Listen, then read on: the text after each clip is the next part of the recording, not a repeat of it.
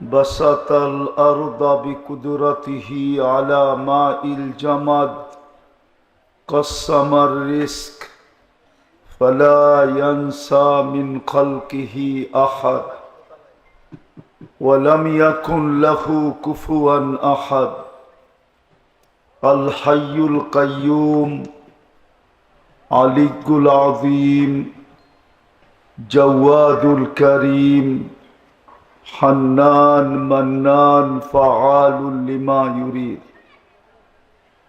والصلاة والسلام على حبيبنا وحبيب ربنا مصطفى مجتبى لواء الحمد بيده يوم القيامة سيد الأولين والآخرين إمام المرسلين رسول رب العالمين بشيرا ونذيرا داعيا إلى الله رحمة للعالمين خاتم النبيين حريص بالمؤمنين رؤوف رحيم صلى الله عليه وعلى آله وأصحابه وأتباعه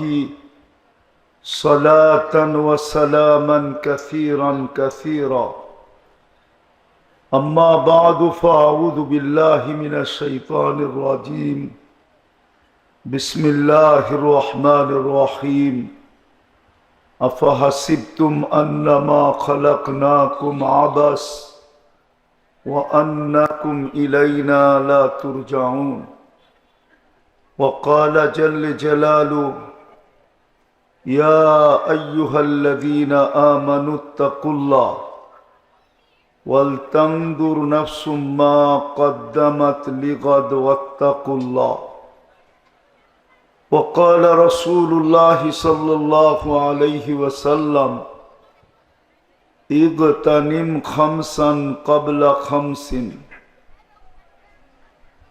وقال رسول الله صلى الله عليه وسلم سيأتي على أمة زمان يحبون خمسا وينسون خمسا وإلى آخره فقال رسول الله صلى الله عليه وسلم أنا بريء منهم وهم براء مني أو كما قال عليه الصلاة والسلام বাজ হিজলতলি ইসলামিয়া হাফেজিয়া মাদ্রাসা কর্তৃক আয়োজিত উক্ত মাহফিলের সম্মানিত সভাপতি উপস্থিত উলামায়ে কেরাম এলাকার বিভিন্ন জায়গা থেকে আগত মুসলমান ভাইয়েরা বিশেষভাবে যুবকরা যেই পর্যন্ত লাউড স্পিকারের আওয়াজ পৌঁছতেছে যদি শোনার সুযোগ থাকে পর্দার অন্তরালে মা ও বোনেরা কুরআন হাদিস থেকে যতটুকুই তেলাওয়াত করলাম আশা রাখি একই সামনে রেখে অতি অল্প সময় কিছু কথা রাখব সাথে সাথে সকলের কাছে অনুরোধ থাকবে যতটুকু শুনলাম যতটুকু শুনব আর যতক্ষণ শুনব পরিপূর্ণ মনোযোগ দিয়ে শুনব আর পরিবেশটাকে বিলকুল নীরব নিঝুম রাখব দোনোটাই কিন্তু আল্লাহর আদেশ মাথায় রাখতে হবে আদেশটা কার বিদায় আদেশকারী যত বড় হয় তার আদেশের গুরুত্ব তত বড় হয় বিদায় আদেশকারী কিন্তু আল্লাহ বিদায় মাথায় রাখতে হবে আদেশের গুরুত্বটা কত বেশি কোরআন বলে ফাস্তামিউ ওয়া আনসিতু, কোরআন বা কোরআনী কথা পরিপূর্ণ মনোযোগ দিয়া শোনা এবং পরিবেশটাকে নীরব নিঝুম রাখা, তাইলেই কিন্তু উপকৃত হয়ে উঠতে পারবো। আর না হলে কথা হয়েছে এতক্ষণ, সামনেও কথা হইতে থাকবে, প্রোগ্রামটা একসময় পরিসমাপ্তি ঘটে যাবে, কিন্তু যতটুক উপকৃত হওয়া দরকার অতটুক উপকৃত হতে পারবো না। জীবনটা কেটে যাবে, এরকম ভাবেই একদিন দেখতে দেখতে জীবনটা কেটে যাবে। এই জন্য কথা বলার ভঙ্গি বলেন আর প্রশ্ন বলেন, যা খুশি তা মনে করতে পারেন। বুদ্ধিমান ওই ব্যক্তি যে মূল্য থাকতে মূল্যায়ন করে, ও হলো বুদ্ধিমান। মূল্য থাকতে সে হলো বুদ্ধিমান। আর যদি মূল্য থাকতে মূল্যায়ন না করলো, যে সময় মূল্য থাকবে না ওই সময় হাজার মূল্যায়ন করলেও কোনো কাজে দিবে না। উদাহরণস্বরূপ দেওয়া যায়, আমাদের জীবনটার কিন্তু আজকে মূল্য আছে। 60 পাই আর 70 পাই, 80 পাই আর 90 পাই, কিন্তু এই উম্মত বেশি পাবে না, এটাই সত্য। যদি বেশি পাইতো তাহলে আল্লাহর রসুল এই কথা কোনোদিন বলতেন না, আমার উম্মতি বাইনা 60 আও 70, আমার উম্মতের বয়স 60 অথবা 70 হবে।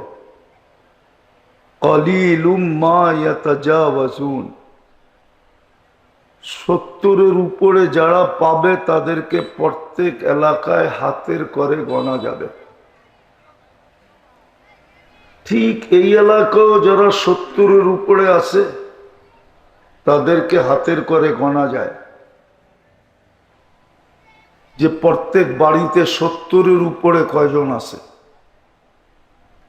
আবারও বলতেছি, পিছে যাইতেছি, বারবার দৌড়াবো এটা। বুদ্ধিমান ওই ব্যক্তি যে মূল্য থাকতে মূল্যায়ন করে। বুদ্ধিমান ওই যুবক যৌবন থাকতে যৌবনের মূল্যায়ন করে। বুদ্ধিমান ওই নারী যে নারীত্ব থাকতে নারীত্বের মূল্যায়ন করে। ঠিক এরকম পুরুষ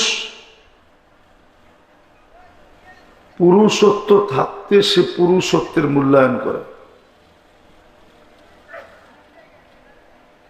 আর মূল্যায়ন না করলে কিন্তু বেনিফিট পাওয়া যাবে না। মূল্যায়ন না করলে মূল্য পাওয়া যাবে না, মূল্য। তো জীবন থাকতে জীবনের মূল্যায়ন করা, জীবন থাকতে জীবনের মূল্যায়ন করা, সুস্থ থাকতে দেহের মূল্যায়ন করা। দেহটাও আমাদের বড় মূল্যবান। ঠিক এরকম আল্লাহ যতটুকু দিছে সয় সম্পত্তি, 1 টাকার মালিক হোক,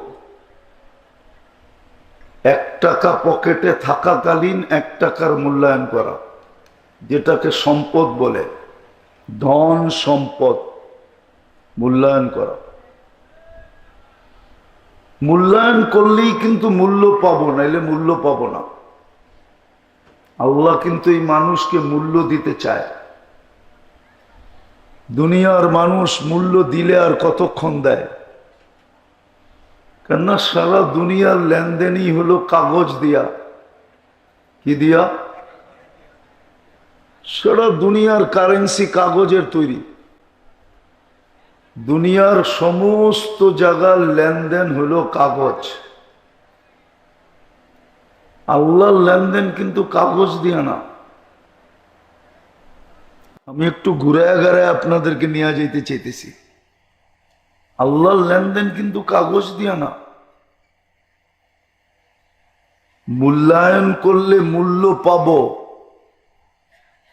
আল্লাহ মূল্যায়ন করবে। যেই তিন জিনিসের মূল্যায়ন করে সেই বুদ্ধিমান। হাদিস এটাই বলে, আল কাইয়িসু মান দানা নাফসা। বুদ্ধিমানের পরিচয় হাদিস দিছে। কে বুদ্ধিমান? কোন যুবক বুদ্ধিমান, কোন নারী বুদ্ধিমান, কোন নারী বুদ্ধিমতী, কোন পুরুষ বুদ্ধিমান? এটার সংজ্ঞা হাদিসে আছে, কোরআনে আছে। তো যেটা বুঝাইতেছিলাম, মূল্যায়ন করলে কিন্তু মূল্য পাব, আর মূল্যায়ন না করলে মূল্য পাব না। জীবনটা কেটে যাবে, ধরে রাখার কোনো সুযোগ নাই। পাওয়ার ব্যাংকে ভরার কোনো সুযোগ নাই যে আমি পাওয়ার ব্যাংকে ভরা রাখবো, কোনো সুযোগ নাই। মূল্যায়ন করলো যেই গতিতে কাটবে, মূল্যায়ন না করলেও ওই গতিতেই কাটবে। গতির কোনো পরিবর্তন হবে না, জীবনের গতির কোনো পরিবর্তন হবে না। যে মূল্যায়ন করবে তারটাও যেই গতিতে কাটবে, যে মূল্যায়ন করবে না তারটাও ওই গতিতেই কাটবে। কেননা দুনিয়ার মানুষের হাতে আল্লাহ সময়ের কন্ট্রোল দেন নাই, সূর্যের কন্ট্রোল দেন নাই। সূর্য তার গতিতেই উঠবে, গতিতেই ডুববে। ভালো মতে বোঝেন, কাজে দিবে কিন্তু, নাইলে বড় আফসোস করতে হবে। আর আফসোসের কথাগুলো কোরআনে লেখা আছে, কে কিভাবে আফসোস করবে। হাদিসেও লেখা আছে। এই জন্য হাদিসে লেখা আছে, আফসোস করতে করতে নিজের হাত নিজে চাবাবে, আর আঙ্গুলের মাথার থেকে চাবাইতে শুরু করবে, এই বগল পর্যন্ত আইনা চাবায়া শেষ করবে। তারপরে তার ভিতরে অনুভূতি আসবে যে এখন তো আর চাবানের কিছু নাই, শুধু দেহটা আছে। আফসোস এরকম হবে। তো যেটা বুঝাইতেছিলাম, যে বুদ্ধিমান কে? বুদ্ধিমান ওই ব্যক্তি যে তিন জিনিসের মূল্যায়ন করে। সর্বপ্রথম হলো নিজের দেহের মূল্যায়ন করে, অঙ্গগুলার মূল্যায়ন, অঙ্গের কাজের মূল্যায়ন। অঙ্গগুলাকে কিভাবে ব্যবহার করলে আমি মূল্য পাব, দুনিয়াতে না। বললাম না, দুনিয়ার মানুষের লেনদেন হলো কাগজ দিয়া। বিদায় দুনিয়ার মানুষের মূল্যায়ন আমার উদ্দেশ্য না। আমার উদ্দেশ্য হলো আল্লাহর কাছে মূল্যায়ন, যিনি আমাদেরকে সৃষ্টির সেরা হিসাবে অস্তিত্ব দিয়েছেন, যিনি আমাদেরকে কুদরতি হাত দিয়ে তৈরি করছেন, যিনি আমাদেরকে সৃষ্টির ভিতরে সবচেয়ে সৌন্দর্য দিয়েছেন, যিনি আমাদেরকে সৃষ্টির ভিতরে সবচেয়ে সুন্দর গঠন দিয়েছেন, যিনি আমাদেরকে সৃষ্টির ভিতরে সবচেয়ে সুন্দর গঠন দিয়েছেন, যিনি আমাদেরকে এই দুনিয়ার আধিপত্য আমাদের হাতে উঠায় দিয়েছেন। শুধু দুনিয়া দেন না আমাদেরকে, যিনি আমাদেরকে দুনিয়াও দিছেন, আখেরাতও দিছেন। কোন সৃষ্টিকে আল্লাহ দুনিয়াও দেন নাই, আখেরাতও দেন নাই। যদিও আবেদন ছিল, অনুরোধ ছিল, ফেরেশতাদের আবেদন কিতাবে পাওয়া যায়, অনুরোধ পাওয়া যায় যে ফাজা আল্লাহুমুদ দুনিয়া, মানুষকে দুনিয়া দিয়া দেন, অজাল্লানাল আখেরা, আমাদেরকে আখেরাত দিয়া দেন। এদের যুক্তিও ছিল, কোরআন ওই যুক্তি বর্ণনা দিছে।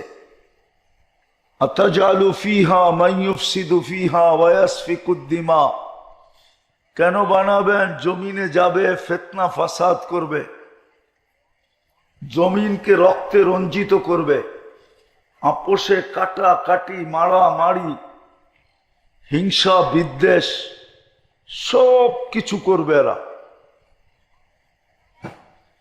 বিদায় এদেরকে দুনিয়া দিয়া দেন। আমরা কখনো নাফরমানি করি নাই, কখনো করব না। আর সত্য এটাই, কোরআন এটাই বলে, লা ইয়াসুনা মা আমারাহুমুল্লাহ, আল্লাহ যা হুকুম দেন এটা নাফরমানি ফেরেশতার করার ক্ষমতা রাখে না। বিদায় ফেরেশতাদের অনুরোধ ছিল আমাদেরকে আখিরাত দিয়া দেন, কিন্তু আল্লাহরও যুক্তি ছিল। আল্লাহ যুক্তি দিছে, উফাদ্দিলুকুম আলা মান খালাকতু বিয়াদিয়া, আমি যাদেরকে দস্তে কুদরত দিয়ে তৈরি করলাম তাদের উপরে আমি তোমাদেরকে শ্রেষ্ঠত্ব দিব। ওয়াকাদ খালাকতুকুম বিআমরি, আমি তো তোমাদেরকে হুকুম দিয়ে তৈরি করলাম। মানুষকে তো আমি কুদরতি হাত দিয়ে তৈরি করলাম, মানুষদের উপরে তোমাদেরকে শ্রেষ্ঠত্ব দেই কি কইরা? তো ফেরেশতাদের আবার অনুরোধ ছিল, তো আপনার সিদ্ধান্ত কি? কেননা আল্লাহর সিদ্ধান্তই সিদ্ধান্ত। কোরআনও বলে কওলুহুল ফাসল, আল্লাহর সিদ্ধান্তই সিদ্ধান্ত। আল্লাহ সিদ্ধান্ত দিছে, জাআলতু লাহুমুদ দুনিয়া ওয়াল আখিরা, আমি মানুষকে দুনিয়াও দিলাম, আখিরাতও দিলাম। ফেরেশতাদের আবার অনুরোধ ছিল, তাইলে আমরা কোন কাজে ব্যবহার হব? তা আল্লাহ অতি উত্তরে বলছিলেন, আনতুম তাবউন লাহুম, তোমরা মানুষের অধীন, তাখদিমুনাহুম, তোমরা মানুষের সেবা করবে, সেবা। বিদা আমার বোঝানোর উদ্দেশ্য হলো আল্লাহর কাছে দামি হওয়া, আল্লাহর সাথে লেনদেন হওয়া। দুনিয়ার লেনদেন তো দেখতেছি কাগজ ছাড়া আর কিচ্ছু নাই, শুধু কাগজ, ঠিক না? না, কাগজ ছাড়া কিছু আছে? দুনিয়ার সমস্ত লেনদেন, সোনা বেচতে গেলেও কাগজ দেয়, দিলাম সোনা, দিল কাগজ। কিনতে গেলেও কি দিলাম কাগজ, আমাকে দিল সোনা। অথচ সোনা কোথায়, কাগজ কোথায়? একটু ভাবেন, সোনা কোথায়, কাগজ কোথায়, ঠিক না? ছাপা উঠা গেলেই তো অচল, ঠিক না? ছাপ বোঝেন? ছাপ, টাকার উপরে ছাপ থাকে না, ছাপটা উঠা গেলেই তো কি উঠা গেলেই। অথচ সোনা তো সোনাই, ঠিক না? আমার এটা বোঝানোর উদ্দেশ্য না, আমার উদ্দেশ্য হলো আল্লাহর কাছে। এই জন্যই হাদিসে আসছে, বুদ্ধিমান কে? কোন নারী বুদ্ধিমান, কোন যুবক বুদ্ধিমান, কোন পুরুষ বুদ্ধিমান, কোন ব্যক্তি বুদ্ধিমান? যে তিন জিনিসের মূল্যায়ন করলো, নাইলে একদিন মূল্য থাকতে মূল্যায়ন করলো। আজকে মূল্য আছে, যদি মূল্যায়ন হয়, আমি যদি মূল্যায়ন করি তো আজকে মূল্য আছে, আর না হইলে ওই আল্লাহওয়ালার কথা সত্য হবে। দেখি আপনাদের দিলে লাগে কিনা। ওই আল্লাহওয়ালার কথা সত্য হবে যে কবরস্থানে বসে কাঁদতেছিল, আর যুবক যে জিজ্ঞাসা করতেছিল, বাবা তুই কবরস্থানে কাঁদিস কেন? তোর কি কেউ মারা গেছে? বলছে না। বলছে তাইলে কবরস্থানে কাঁদিস কেন? তোর কান্না দেখবে কে? আর যদি কোনো প্রয়োজনই হয় তো তোর প্রয়োজন মিটাবে কে? তো কবরস্থান।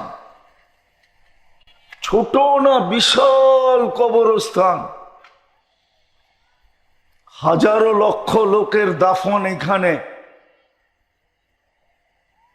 তোর প্রয়োজন কে মিটাবে? চল আমার সাথে লোকালয়ে, ওইখানে কাঁদলে মানুষও দেখবে, আর তোর প্রয়োজনও হয়তো কেউ মিটাবে, কোন সদয়বান ব্যক্তি পাওয়া যাবে।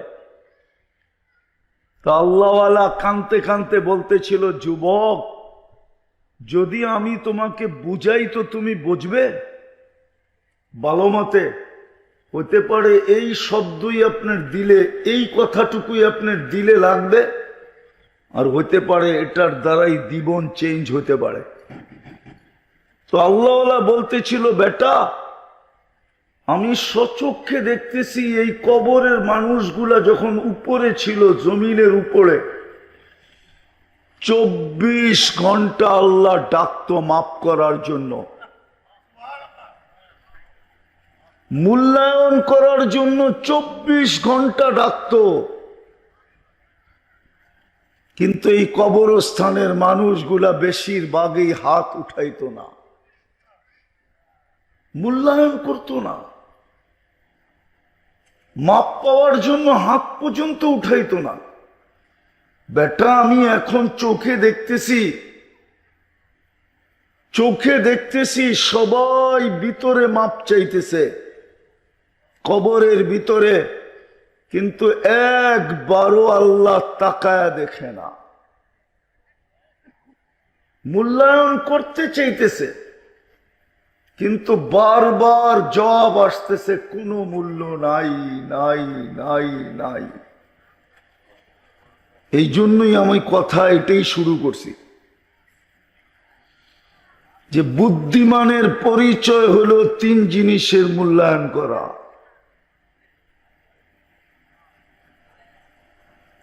3 জিনিসের যদি মূল্যায়ন করলাম, তা আল্লাহ মূল্যায়ন করবেন আমাদেরকে, আল্লাহ মূল্য দিবে।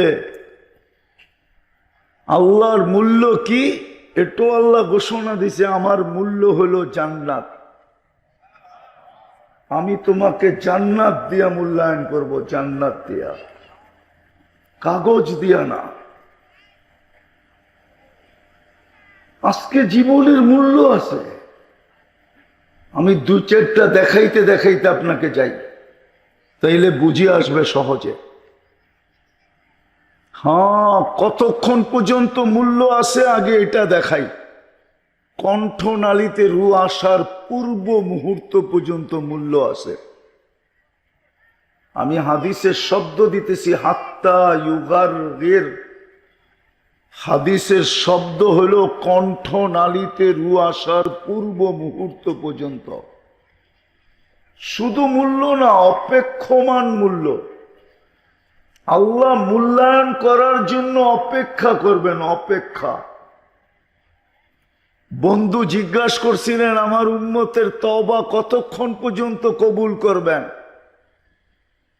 আল্লাহর রসুল কাঁদতেছিলেন।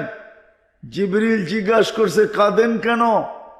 বলছে, আমার উম্মতের জন্য কাঁদি। আমার কান্না তো একটাই, উম্মত। যদিও উম্মত আজকে নবীর জন্য কাঁদে না, নবীর ধারও ধারে না। রাগ হয়ে গেলেন? যদি নবীর ধার ধারতো, তাইলে যেই মানুষটাকে আল্লাহ বাছাই করে উম্মতে মুহাম্মদী বানাইল, বাছাই বোঝেন কি? বাজারে যায়া 1000টা দেখা একটা কিনা, দেখছে কয়টা? 1000টা দেখছে, কিনছে কয়টা? নিজের পছন্দ মতো একটা কিনছে, ঠিক না? কিনা বাড়িতেই না কি বলতেছে, 1000টা দেখা পছন্দেরটা কিনা নিয়ে আসছি। এটার নাম হলো বাছাই। রাগ হয়েন না, পায়ে হাত রাখি। যে উম্মতকে এরকম বাছাই করে উম্মতে মুহাম্মদী বানাইল, ও দাড়ি কাটে কি করে, ছাটে কি করে? 2টা শব্দ বললাম, ছাটে কি করে আর কি? না মনে হয় রাগ হয়ে গেলেন, ঠিক না? ও দাড়ি ছাটে কি করে, কাটে কি করে? ছাটে কি করা, কাটে কি করা? ওর তো দাড়ি ছাঁটাও উচিত না, কাটাও উচিত না। ও কি করে দাড়ি ছাটে, কি করে দাড়ি কাটে? মোহাম্মদুর রসুল্লাহ তো কাটতেও বলেন নাই, ছাড়তেও বলেন নাই। ছাটে কি করে দাড়ি? যে দাড়ির উপরে মূল্যায়ন করবেন, এতটুকু মূল্যায়ন। জমানার মুহাদ্দিস মারা গেছেন, মুহাদ্দিস, হাদিস বিশারদ, সবচেয়ে বড় জমানা। মারা যাওয়ার পরে বন্ধুরা স্বপ্নে দেখার পরে জিজ্ঞাসা করছে কি ব্যবহার হলো, তো হাসতে হাসতে বলতেছিল দাড়ি দেখায়া জান্নাতে চলে গেছি। তো জিজ্ঞাসা করছে দাড়ি দেখায়া মানি?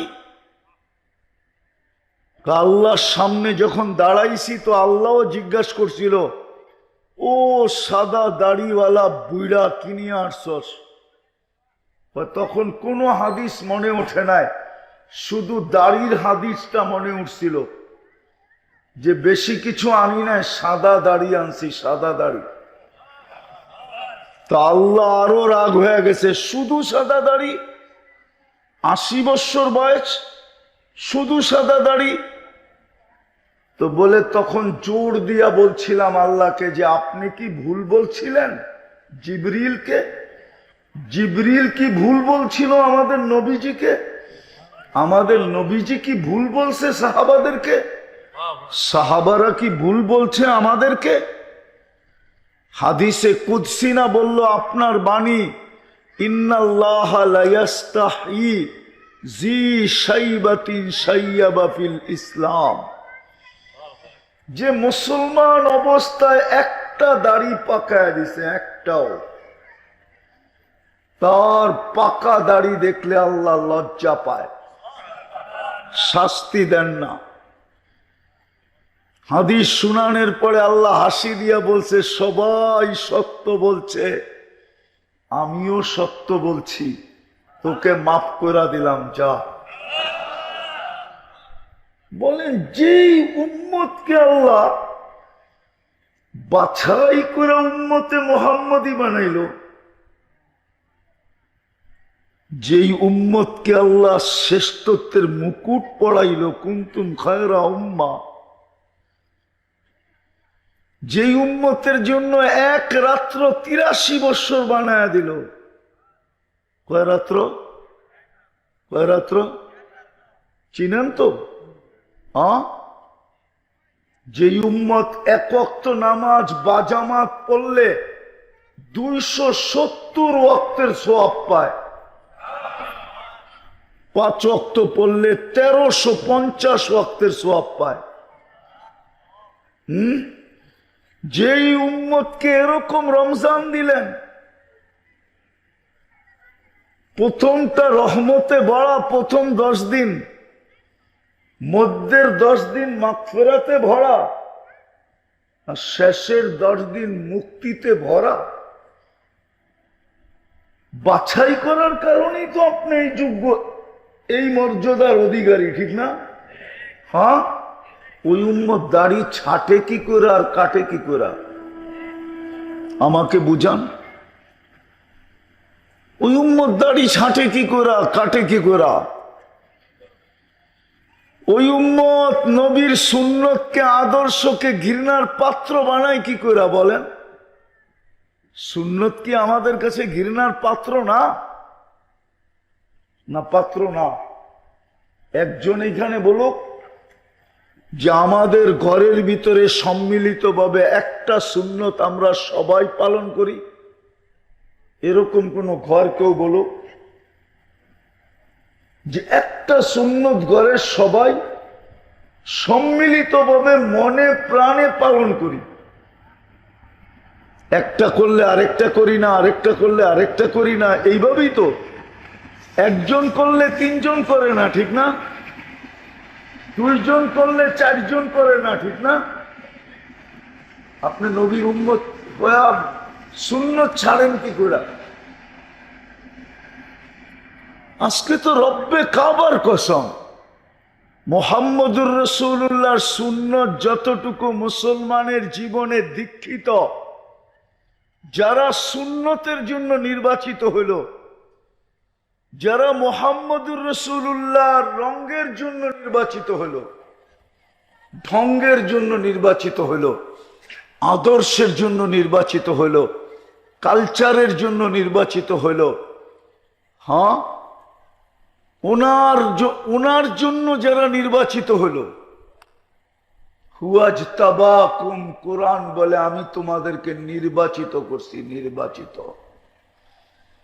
ওই উম্মতের কাছে নবীর সুন্নত, নবীর আদর্শ দীক্ষিত হয় কি করে? বিশ্বাস হয় না আপনাদের? এখানে যুবক কম, এই জন্য। তারপরও 2-4 জন থাকলে ওদের মাথার চুলের স্টাইল দেখেন, আপনার বুঝে আসবে যে নবীর সুন্নত যুবকের কাছে দীক্ষিত। নাইলে ও 50 টাকার চুল 500 টাকা দিয়ে কাটে কেন? 50 টাকার চুল 1000 টাকা দিয়ে কাটে কেন? নবীর সুন্নত যদি দীক্ষিত না হইতো, অথচ নবীর সুন্নতের উপরে গ্যারান্টি ছিল কি বলেন? কোরআন কি বলে? কোরআনে কি গ্যারান্টি? 2টা গ্যারান্টি দেখাইতেছি আমি, 2টা গ্যারান্টি। ইউহিব্বুকুমুল্লাহ, প্রথম গ্যারান্টি হলো আল্লাহ বলে আমি তোমাকে আমার বন্ধু বানাবো। কে বন্ধু বানাবে? কে বলবেন? আল্লাহর মতো একটা ছোট ব্যক্তির বন্ধু হয়ে আমার কি লাভ হবে? ঠিক না? আল্লাহ ছোট না? হ্যাঁ, কি বড়? কত বড়? শুধু মুখে বলতেছেন বড়। যদি হইতো তাহলে 5 বেলা কে ডাকে? ওই বড় আল্লাহই তো ডাকে, ঠিক না? আল্লাহ যদি বড় মহানই হইতো তো মানুষ তো মহানের পিছিয়ে দৌড়ায়, ঠিক না? না দৌড়ায় না? হ্যাঁ, কি কর্মী তো নেতার পিছিয়ে দৌড়ায়, ঠিক না? কর্মীর সামনে নেতা মহান না? কি বলেন? এই জন্য কার পিছে দৌড়ায়? হ্যাঁ, আল্লাহকে যদি আপনি সবচেয়ে বড় মহান মানতেন তো 5 বেলা তো আল্লাহ ডাকে, কোন মুয়াজ্জিন তো ডাকে না। আওয়াজ না মুয়াজ্জিনের, ডাক্কার। হ্যাঁ, বলেন আমাদের সমাজে কয়জন নামাজ পড়ে? কয়জন পড়ে? আমাদের সমাজে কয়জন নামাজ পড়ে শতকরা? বলেন। হ্যাঁ, শতকরা 10 জন নামাজ পড়ে, 10 জন। 90% নামাজ পড়ে না। তাইলে ও কি আল্লাহকে বড় মানে? হ্যাঁ, মানে? আল্লাহকে তো বড় মানি না। সারাদিন বুক করে কাট্টা, হ্যাঁ, কাট্টা পান করেন, খান কাট্টা। হায়াত কার কাছে? রাখে আল্লাহ, মারে কে? মারে আল্লাহ, রাখে কে? সবকিছুই তো আল্লাহ আল্লাহ করতেছেন, কিন্তু ডাকলে তো আসে না। এটার নাম মানা? বলেন, আপনার বিবেককে প্রশ্ন করেন, এটার নাম মানা? মুহাম্মদুর রাসূলুল্লাহর উম্মত, সুন্নত আমাদের জীবনে দীক্ষিত, ঘৃণিত, অবহেলিত, লাঞ্ছিত। আপনি আশা করেন সুপারিশ? কি সুপারিশ চান কিয়ামতের দিন? হ্যাঁ, এত সহজ সুপারিশ? দাড়ি কাটবেন আবার ছাড়বেন, আবার চান সুপারিশ? নবীর সুন্নত আপনার আমার জীবনে দীক্ষিত, ঘৃণিত, অবহেলিত, লাঞ্ছিত, বঞ্চিত। তাইলে এই হাদিস কার জন্য ব্যবহার করা হয়েছে? সুহকান সুহকান লিমান গাইয়ারা বাদি, সরদূরে। তাইলে কোরআনের তাইলে এই হাদিস কেন হইতো? আজকে 250 কোটি মুসলমান। কত? কত? দুনিয়ার জনসংখ্যা কত? 850 কোটি। 250 কোটি মুসলমান, কত? 60টা মুসলিম দেশ। কয়টা? দুনিয়ার সবচেয়ে বড় টাকা কাদের কাছে জানেন? জানেন? আমেরিকার কাছে, ঠিক না? কানাডা, অস্ট্রেলিয়া, ইংল্যান্ড, ইউরোপ, দুনিয়ার সবচেয়ে বড় টাকা কাদের কাছে? মুসলমানের কাছে। মুসলমানের কাছে, এক দেশের কাছে না, 4 দেশের কাছে। দুনিয়ার সবচেয়ে বড় টাকা কুয়েতের কাছে, বাহরাইনের কাছে, ওমানের কাছে আর ব্রুনাইয়ের কাছে। সবচেয়ে বড় টাকা 4 দেশের কাছে, সবচেয়ে বড় টাকা। মুসলমানের চেয়ে বেশি আইটেম দুনিয়ার কেউ খায় না। মুসলমানের চেয়ে বেশি আইটেম দুনিয়ার কেউ খাবে তো দূরের কথা, চিনেই না, জানেই না যে গোশত দিয়া 1000 আইটেম বানানো যায়। এটা অনলি মুসলমান জানে, আর কেউ জানে না। আমাকে চিনাইতে হবে না, বুঝাইতে হবে না। রাগ হয়েন না, আমাকে বুঝাইতে হবে না। আমি আপনাদের উন্নত দুনিয়া শুধু নিউজিল্যান্ড দেখি নাই, বাকি সব দেখা শেষ। সব উন্নত দুনিয়ার চড্ডি বড্ডি আমার কাছে গোল। আমি জানি দুনিয়ার কে কি খায়। মুসলমানের চেয়ে বেশি আইটেম দুনিয়ার কেউ খায় না। মুসলমানের চেয়ে বেশি কাপড় চোপড় দুনিয়ার কেউ পরে না। মুসলমানের চেয়ে বেশি আসবাবপত্র দুনিয়ার কেউ ব্যবহার করে না। মুসলমানের চেয়ে দুনিয়ায় সবচেয়ে বেশি কসমেটিক্সের দোকান চলে, কারখানা চলে শুধু মুসলমানের কারণে। মুসলমান মেয়েদের চেয়ে দুনিয়ায় বেশি কসমেটিক্স দুনিয়ার কেউ ব্যবহার করে না। আপনাদের এই এলাকায়ও পাওয়া যাবে কালিয়াকুরে, প্রত্যেক বাড়ি ছোট ছোট একটা কসমেটিক্সের দোকান, ঠিক না? সত্য তো? হ্যাঁ, এত কসমেটিক্স দুনিয়ার কেউ ব্যবহার করে না। আমি চিনি কোন দেশে সোনার ক্যারেট কত, কেলেগা আমার ব্যবসায়ী এটা। আমি চিনি কোন দেশে কয় ক্যারেটের সোনা ব্যবহার করে। মুসলমানের চেয়ে বেশি অলংকার দুনিয়ার কেউ ব্যবহার করে না। চ্যালেঞ্জ, কেউ ব্যবহার করে না। মুসলমানের চেয়ে ব্র্যান্ডের জিনিস কেউ ব্যবহার করে না। ওই এখানে কিছু যুবক দেখা যায়, ওদের কাছে মোবাইল আছে, ওরা এখন ইচ্ছা করলে গুগলকে জিজ্ঞাসা করতে পারে যে আমার কথাটা সত্য কি সত্য না। দুনিয়ায় সবচেয়ে বেশি ম্যাকডোনা মুসলমান খায়, সবচেয়ে বেশি কেএফসি মুসলমান খায়, দুনিয়ার সবচেয়ে বেশি রাডু গড়ি মুসলমান ব্যবহার করে। দুনিয়ার যত ব্র্যান্ডের ঘড়ি আছে সব মুসলমান ব্যবহার করে। দুনিয়ায় যত ব্র্যান্ডের গাড়ি আছে সব মুসলমান ব্যবহার করে, সবচেয়ে বেশি। এমনকি 24 ক্যারেট সোনা দিয়া মোড়ানো যেই গাড়ি, ওটাও মুসলমান ব্যবহার করে, দুনিয়ার কেউ ব্যবহার করে না।